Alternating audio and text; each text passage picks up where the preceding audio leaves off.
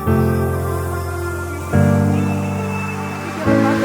नाम है क्वेश्चन है जो रिपीटली अभी एग्जाम में पूछा जा रहा है। तो नेक्स्ट क्वेश्चन की बात करते हैं। दूसरा क्वेश्चन भी 2022 के एचपी पुलिस कांस्टेबल में पूछा गया question remaining that is L. तो एल की बात करें, ये मेल है तो एल क्या होगी, फीमेल होगी। हेलो दोस्तों, स्वागत है आप सभी का हमारे यूट्यूब चैनल एपीसी एकेडमी पे। तो दोस्तों आज हम डिस्कस करने वाले हैं रीजनिंग के सबसे मुश्किल टॉपिक को। टॉपिक की अगर हम बात करें तो टॉपिक का नाम है पजल्स। ये वो क्वेश्चन है जो रिपीटली अभी एग्जाम में पूछा जा रहा है, चाहे हम एसएससी की बात करें, चाहे हम पुलिस की बात करें, फॉरेस्ट गार्ड की बात करें, या पटवारी के एग्जाम की बात करें। अब ये वो क्वेश्चन है जो हर एक एग्जाम में देखा जा रहा है। अभी हाल ही में एसएससी जीडी के एग्जाम में भी ये क्वेश्चन पूछा गया था। तो चलिए इस वीडियो को स्टार्ट करते हैं। क्वेश्चंस की बात करें तो पजल्स में हमें किस तरह की इन्फॉर्मेशन दी गई होती है। जैसे कि इस क्वेश्चन की बात करें, अभी जो आप दो क्वेश्चन देखेंगे ये 2022 के एचपी पुलिस कांस्टेबल में पूछे गए क्वेश्चन है। जैसे कि इस क्वेश्चन की बात करें तो इसमें कहा गया है कि 5 प्रोफेसर्स हैं, doctor Joshi, doctor Dawar, doctor Natarajan, doctor Chaudhary और डॉक्टर जिया। तो आपको 5 प्रोफेसर के नाम दे रखे हैं।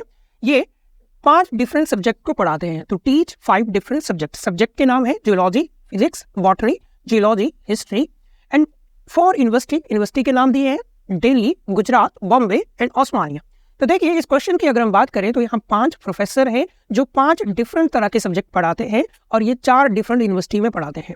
ठीक है, देखिए यूनिवर्सिटी हमारे पास 4 ही है। इट मीन्स कि कोई एक यूनिवर्सिटी है जहाँ 2 प्रोफेसर पढ़ाते हैं। हमें इन क्लू में, इन जानकारी में ये सारी बातें बताई गई होंगी। तो चलिए इस क्वेश्चन को स्टार्ट करते हैं कि इस क्वेश्चन को हमने कैसे जल्दी जो सॉल्व करना है। तो देखिए अगर हम बात करें तो हमारे पास यहाँ प्रोफेसर के नाम है, सब्जेक्ट के नाम है और यूनिवर्सिटी के नाम है। तो हमारे पास 3 वेरिएबल है। इनमें से मैंने एक वेरिएबल को ऑलरेडी फिक्स कर रखा है। तो मैंने जो प्रोफेसर्स के नाम है उनको मैंने फिक्स कर रखा है। ठीक है, तो doctor Joshi, doctor Dabar, doctor Natarajan, doctor Chaudhary और डॉक्टर जिया। अब हम क्लू को पढ़ते हैं। जैसे कि क्लू नंबर 1 है, doctor Chaudhary teach geology in botany in Bombay university. तो डॉक्टर चौधरी जो है वो जियोलॉजी पढ़ाते हैं और किस यूनिवर्सिटी में पढ़ाते हैं, बॉम्बे यूनिवर्सिटी में पढ़ाते हैं।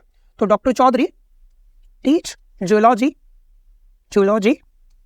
इन बॉम्बे यूनिवर्सिटी। ये डायरेक्ट क्लू है हमारे पास। नेक्स्ट क्लू है हमारे पास, doctor Natarajan is neither in Osmania university not in Delhi university and he neither teach geology and history.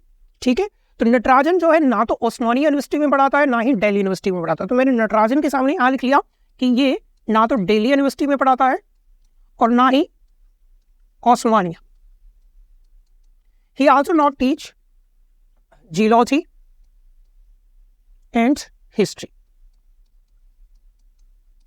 तो मैंने नटराजन के सामने जो है इनके बारे में इंफॉर्मेशन लिख ली कि नटराजन ना तो दिल्ली यूनिवर्सिटी में पढ़ाते हैं, ना ही ओस्मानिया में, ना ही वो जियोलॉजी पढ़ाते हैं, ना ही वो हिस्ट्री पढ़ाते हैं।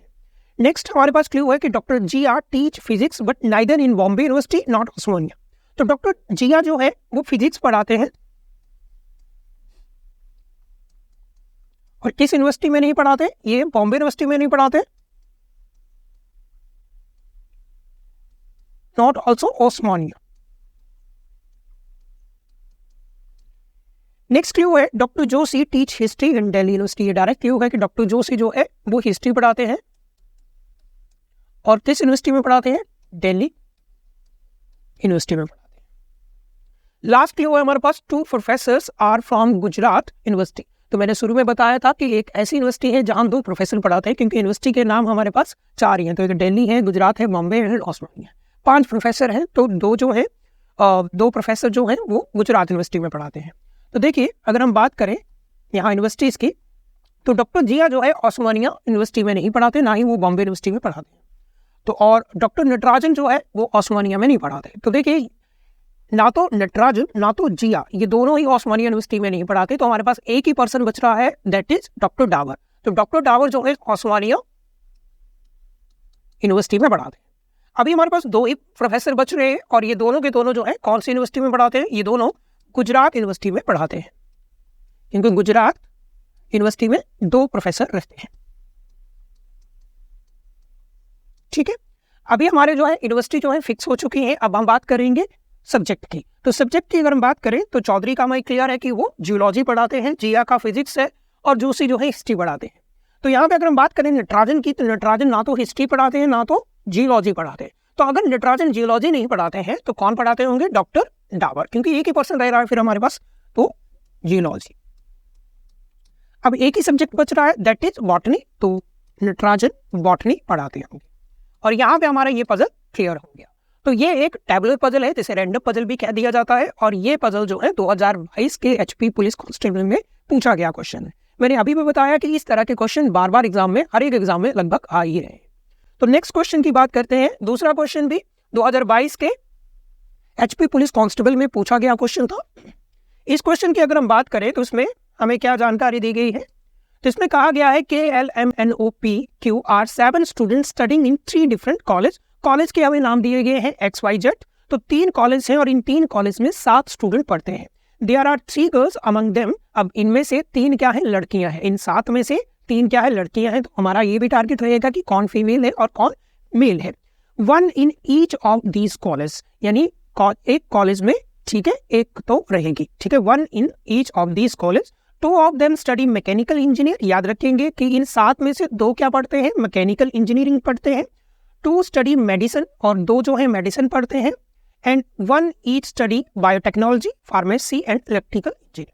और एक बायोटेक्नोलॉजी पढ़ता है, एक फार्मेसी पढ़ता है और एक इलेक्ट्रिकल इंजीनियर पढ़ता है। तो इस क्वेश्चन की अगर हम बात करें तो इसको हमने कैसे करना, देखिए मैंने यहाँ पे कॉलेज को ऑलरेडी फिक्स कर रखा है। कॉलेज के हमारे पास नाम है XYZ, और एक कॉलेज की अगर हम बात करें तो एक कॉलेज में मिनिमम 2 तो ही होंगे, और एक कॉलेज ऐसा होगा जिसमें 3 स्टूडेंट पढ़ते होंगे, क्योंकि टोटल हमारे पास 7 स्टूडेंट है।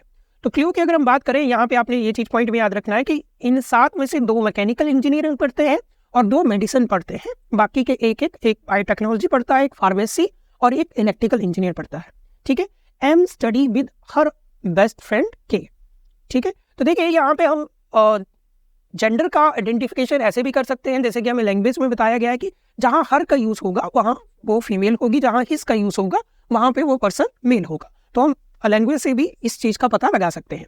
तो पहले क्लू में हमें बताया गया कि M study with only her best friend K who study pharmacy in college Y, ठीक है। तो एम जो है वो केवल अपने दोस्त के साथ पढ़ती है, ठीक है, पढ़ती है। इसका मीनिंग समझिए ना, क्योंकि यहाँ पे हर का यूज हुआ। M study with only her best friend, it means M का जेंडर क्या है, ये क्या है, फीमेल है। तो एक चीज याद रखिएगा, जिसको मैं सर्कल करूंगा वो फीमेल होगी और जिसको मैं क्यूब में लिख दूंगा वो क्या होगा, मेल होगा, ताकि हमें पता रहे कि कौन मेल है और कौन फीमेल है। तो एम अपने इकलौते दोस्त के साथ जो है वाई कॉलेज में पढ़ती है। के को स्टडी फार्मेसी, और के जो है मेल होगा और के क्या पढ़ता है, फार्मेसी। अब हमें के का जेंडर कैसे पता लगा, देखिएगा एक कॉलेज में केवल एक ही लड़की है, 2 होगी नहीं। और इसमें बताया गया है कि एम केवल अपने दोस्त के साथ ही इस कॉलेज में पढ़ती है, यानी कोई दूसरा इसमें और नहीं पढ़ता है। तो वाई एक ऐसा कॉलेज है जिसमें 2 ही लोग पढ़ते हैं, ठीक है। तो हमने ये लैंग्वेज से ही पता लगाया। नेक्स्ट है no girl study in either biotechnology and electrical engineer. It means यहाँ में मैंने क्लू पे लिख लिया कि कोई भी लड़की जो है ना तो बायोटेक्नोलॉजी पढ़ती है, ठीक है, और ना ही इलेक्ट्रिकल इंजीनियरिंग पढ़ती है। तो नो टू गर्ल्स, यानी बायोटेक्नोलॉजी वाला पढ़ने वाला जो स्टूडेंट होगा वो मेल होगा, और इलेक्ट्रिकल इंजीनियर पढ़ने वाला भी स्टूडेंट क्या होगा, मेल ही होगा। इस बात को ध्यान में रखें। नेक्स्ट जो क्लू है हमारे पास वो है O study mechanical engineer in college X and his brother P study electrical engineer in college Z. तो ओ जो है वो स्टडी कर रहा है mechanical engineering in college X. तो ओ मैकेनिकल इंजीनियरिंग पढ़ रहा है कॉलेज एक्स में, एंड हिज ब्रदर, और उसका भाई, हिज इसके साथ यूज हुआ है तो इट मीन्स ये क्या है, मेल है। और उसका भाई पी, और उसका भाई पी वो जेड कॉलेज में पढ़ता है, study electrical engineer in college Z, और वो इलेक्ट्रिकल इंजीनियरिंग पढ़ता है, ठीक है। नेक्स्ट वो है none of the two who are studying medicine in college Y. तो वाई कॉलेज में कोई भी मेडिसिन वाला नहीं होगा।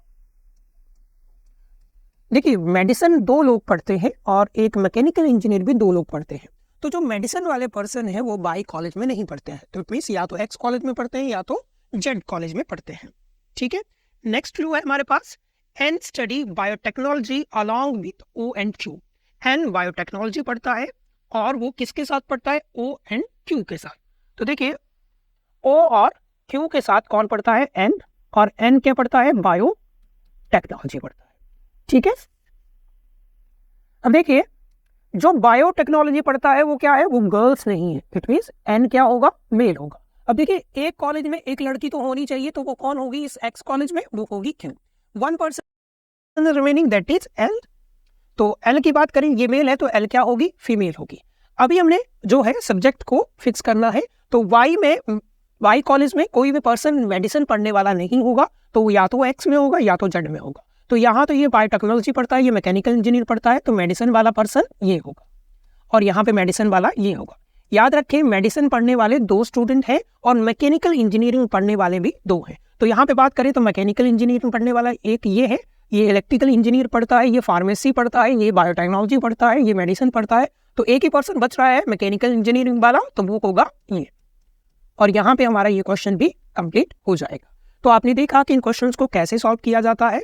देखिए पजल्स एक ऐसा टॉपिक है जो आपका टाइम ज़्यादा लेता है, तो आप जितना इस पे प्रैक्टिस करेंगे ये उतना ही कम टाइम पे होगा और इसमें एक्यूरेसी भी सही आएगी। तो जितना इस पे प्रैक्टिस होगी उतना ही ये कम समय में होगा। अभी ये ऐसा क्वेश्चन बन गया है जो हर एक एग्जाम में आ रहा है। तो चलिए ये था आज का हमारा वीडियो। होप कि आपको ये वीडियो अच्छा लगा हो। अगर आपको ये वीडियो अच्छा लगे तो इसे लाइक, शेयर और कमेंट जरूर करें और हमारे चैनल को सब्सक्राइब करें। धन्यवाद।